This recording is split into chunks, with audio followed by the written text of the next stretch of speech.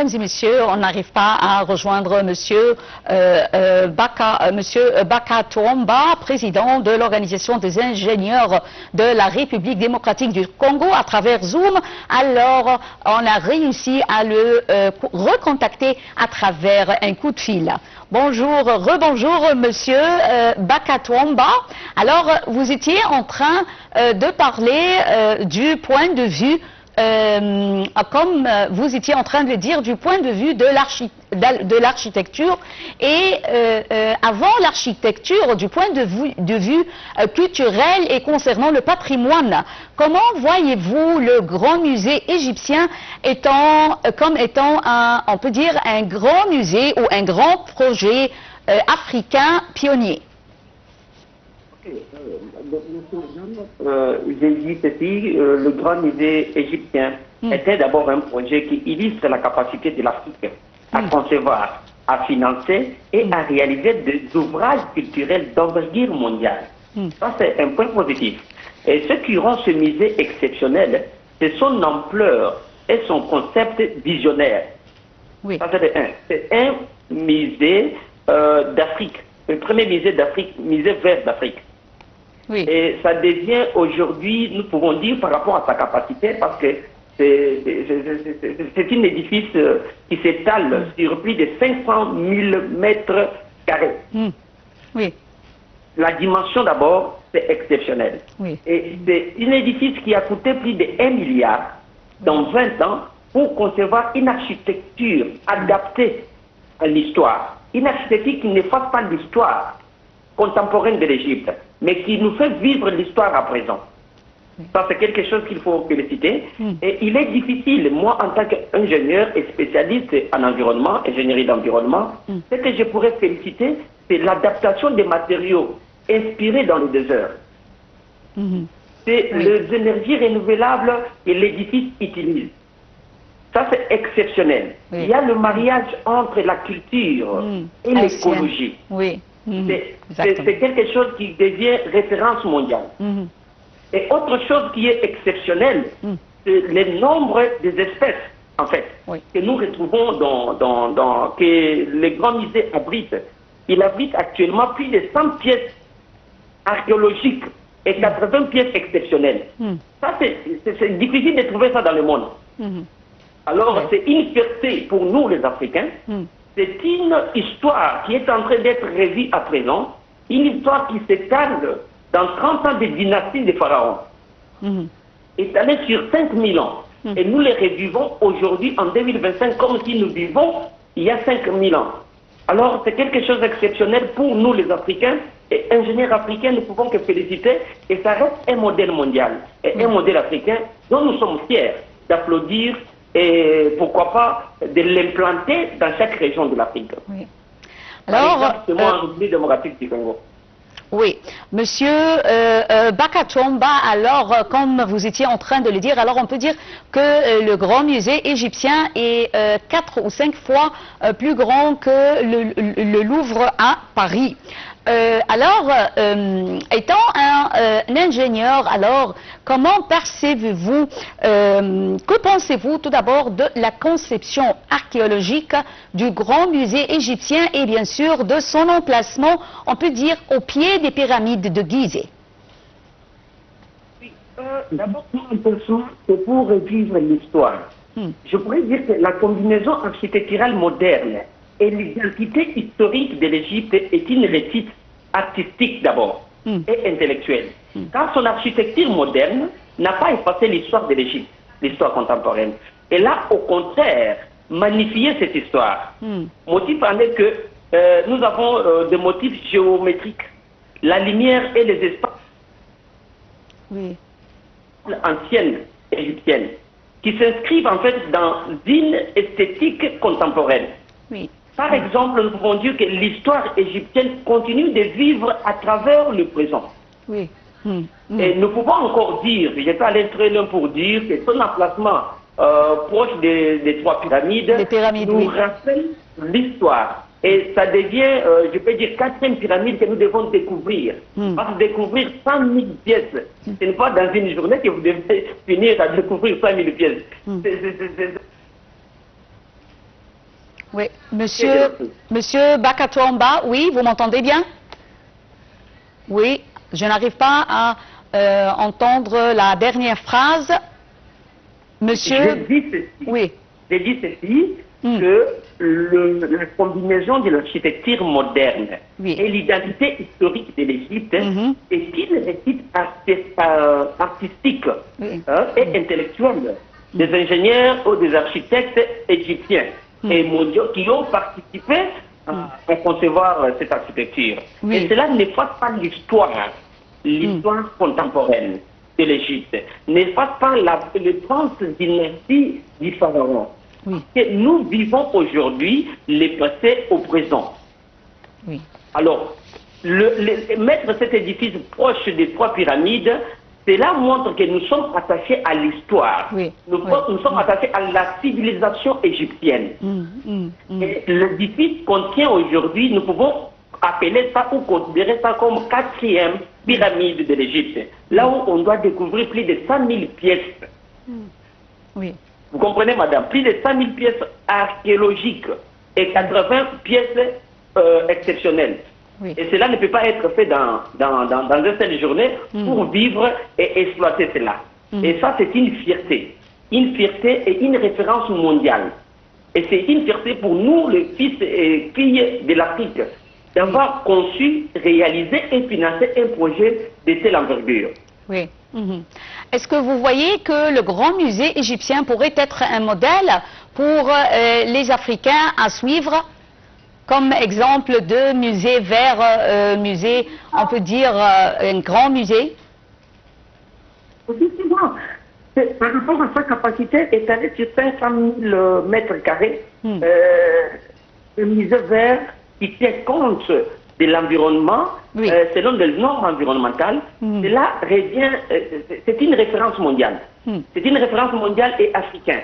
Avoir un musée vert, un musée qui tient compte de l'environnement, qui met en mariage la culture et l'écologie. Ça, c'est rare de trouver ça même dans le monde. C'est la raison pour laquelle ça devient une référence mondiale. Pas seulement pour la génération actuelle, pour des générations futures, qui vont implémenter cela dans d'autres pays, par exemple chez moi en République démocratique du Congo, là où nous avons plus de 5 millions de morts dits au génocide économique. Nous pouvons aussi implémenter l'expérience que nous voyons aujourd'hui à travers le grand musée égyptien en République démocratique du Congo, pour que tout le monde, tous ces gens qui voudront bien venir écouter l'histoire, comment les massacres ont commencé en République démocratique du Congo, pour que nous arrivions à 5 millions de morts. Cela, ça sera une fierté. Là, je suggère aux politiques congolais et africains d'implémenter cet édifice-là dans leur pays à cette grandeur-là. C'est ce que je peux dire. Étant un ingénieur à la République démocratique du Congo, alors comment avez-vous vu la technologie utilisée, la technologie moderne, le son, la lumière et tous ces moyens pour bien refléter l'image du grand musée égyptien et bien sûr de la civilisation égyptienne? Oui, selon, comme je viens de le dire, ça tient compte de l'environnement. Ça marie en fait l'environnement, ça respecte les normes de l'environnement. La lumière, la circulation de l'air dans l'enceinte de l'édifice, cela a été conçu pour mettre en confort les visiteurs. Il est difficile aujourd'hui de trouver un édifice pareil qui tient compte de l'environnement et qui utilise les énergies renouvelables. Vu la grandeur de cet édifice, c'est un succès en fait, nous pouvons dire.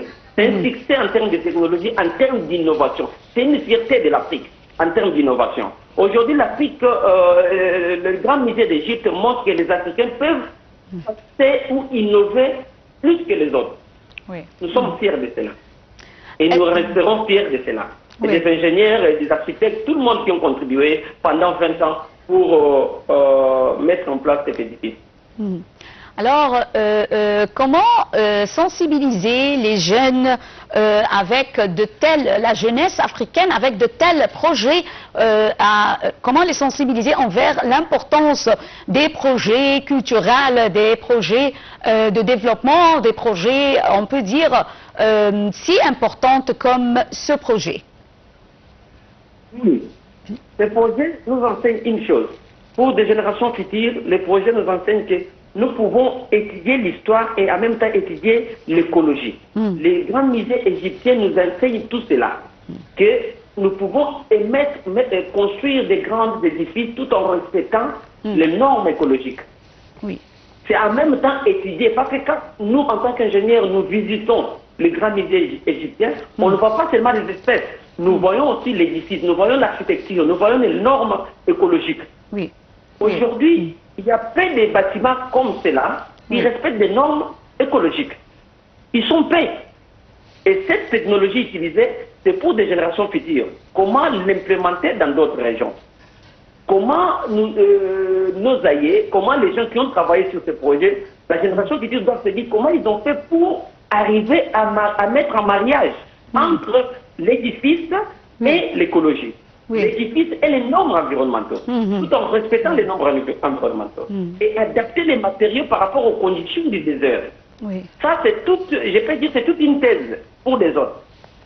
Je pense, permettez-moi, que c'est un sujet très important avec les changements climatiques qui ont lieu actuellement pendant ces temps, pendant nos jours aujourd'hui, n'est-ce pas? Effectivement, c'est un peu ça. Moi, en tant qu'environnementaliste, il est difficile dans le monde, je dis bien dans le monde, de trouver des édifices qui s'étendent sur 500 000 mètres carrés et qui respectent les normes environnementaux.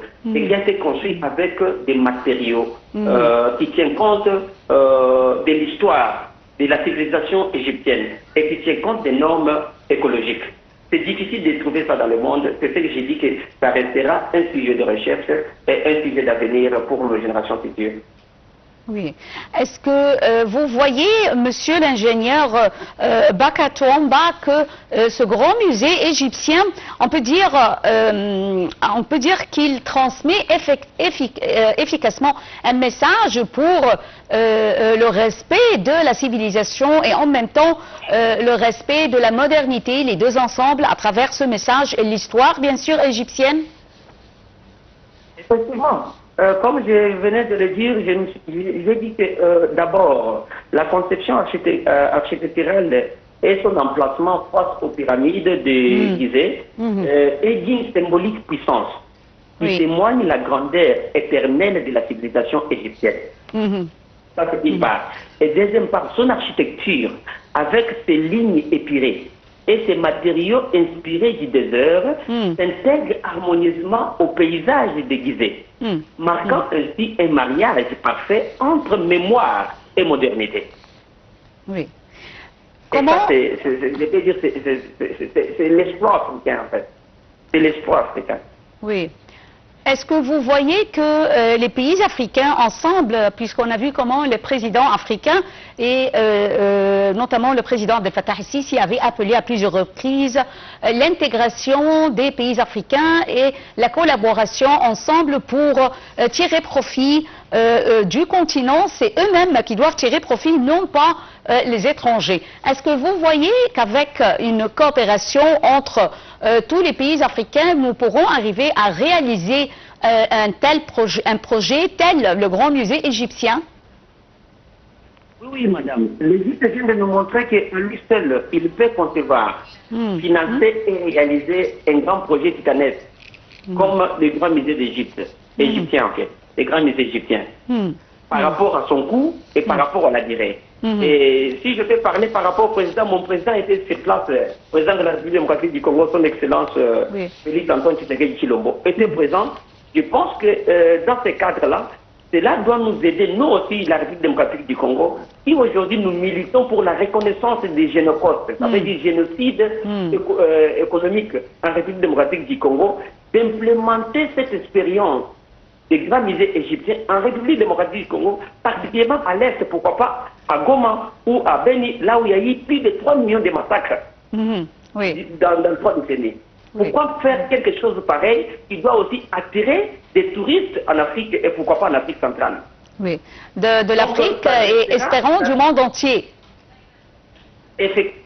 C'est ce que j'ai dit, j'espère et j'attire même l'intention, parce que mon président était là, je n'ai pas vraiment suivi, c'est qu'ils ont échangé avec son homologue égyptien, son excellence le président de l'Égypte, mais je crois que les gens qui ont travaillé sur ces projets, ils peuvent nous aider, nous aussi les ingénieurs congolais, par rapport à leurs expériences, de faire quelque chose pareil en Afrique, particulièrement en République démocratique du Congo, en mémoire des 5 millions de morts considérés comme génocide économique en République démocratique du Congo, qui continuent même à mourir jusqu'au moment où je parle, madame. Souhaitons tout le bien à nos frères africains et à la République démocratique du Congo.